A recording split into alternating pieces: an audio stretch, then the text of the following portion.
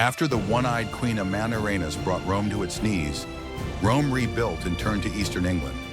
In their usual fashion, they left destruction in their wake and created a new monster, another vengeful woman. This woman was a queen, a mother, and also a warrior. Unlike Amanirenas, she didn't seek war at first, but when Rome did the unthinkable to her and her daughters, she brought its cities to their knees till her death. This is the story of Boudica, the woman who made the Roman Empire tremble. Let's find out how this happened. Her story began when she was first a consort to Prasutagus, the ruler of the Iceni, a Celtic tribe residing in what is now Norfolk, along with areas in modern Cambridgeshire, Suffolk, and Lincolnshire. She became a queen when King Prasutagus struck a fragile alliance with Rome to protect his people and stop a rebellion.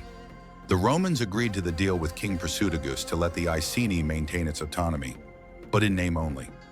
Little did the king know that Rome's thirst for power was insatiable and the people's rebellion was far from over. With this new deal, King Prasutagus then moved Boudica from consort to the queen of the Iceni kingdom. The peace in the land continued till one day, everything changed. King Prasutagus died, but before he died, he made a final attempt to secure the future of his two daughters by giving half his kingdom to them and half to Rome. But Rome had no interest in sharing.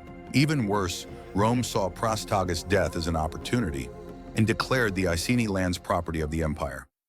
That day, Roman soldiers stormed into the villages. The Romans didn't stop at looting everything in sight. They brutalized anyone who stood in their way. This was the case when Queen Boudica protested.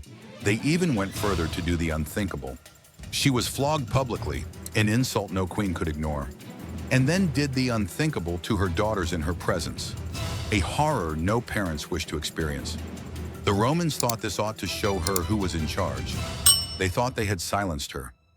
Instead, they had forged a vengeful warrior who was ready to give her life as long as it made Rome bleed. After looking at the immense power the Romans wielded, Boudica still did not forgive or forget.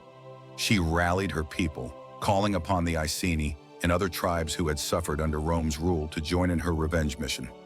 However, what started as a revenge soon became one of the greatest uprisings against Rome that shook the empire to its core. The Romans in Britain had grown comfortable, believing they had silenced the grieving widow once and for all. But Boudica proved them wrong. Camulodunum was at the time Rome's provincial capital in Britain, a symbol of their power, which made it the perfect place for Queen Boudica's army to start from. They stormed the city, killing every Roman in sight. The Grand Temple of Emperor Claudius, a monument to Roman domination, was reduced to rubble. Rome was in so much shock because they had underestimated Boudica, a queen they humiliated and did the unimaginable to her daughters. The Roman governor of Britain, Suetonius Paulinus, had to rush to Londinium, modern-day London, to prepare a defense. But when he saw the sheer size of Boudica's army, he abandoned the city. Boudica left nothing behind but ash. The streets of Londinium ran red with Roman blood, and Verulamium was next. This place was a wealthy Roman settlement, filled with traders and noblemen. They thought they would be spared. They weren't. By the time the smoke cleared, over 70,000 Romans and their allies lay dead. Rome had never suffered a rebellion like this since Amanirenas, the one-eyed African queen. But sadly, the Romans were not defeated yet. Suetonius had gathered his forces, only 10,000 men against Boudica's estimated 200,000. But he was a tactician. He chose the battlefield wisely, a narrow pass at Watling Street. Boudica, blinded by revenge, was more confident in her army's numbers than in proper planning and strategy. So while the Romans lay in wait, she charged her armies, but the Romans held their ground. Suetonius used the terrain to his advantage, forcing Boudica's forces into a bottleneck. The Britons, unable to maneuver, fell by the thousands. Rome had turned the tide. The Britons were massacred.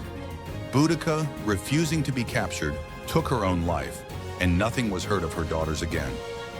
Though she was defeated, Boudica's rebellion still shook the Roman Empire. This made Rome tighten its grip on Britain, but never again underestimated the spirit of its people. Today, Boudica is remembered not as a conqueror, but as a symbol of resistance, the queen who dared to defy an empire.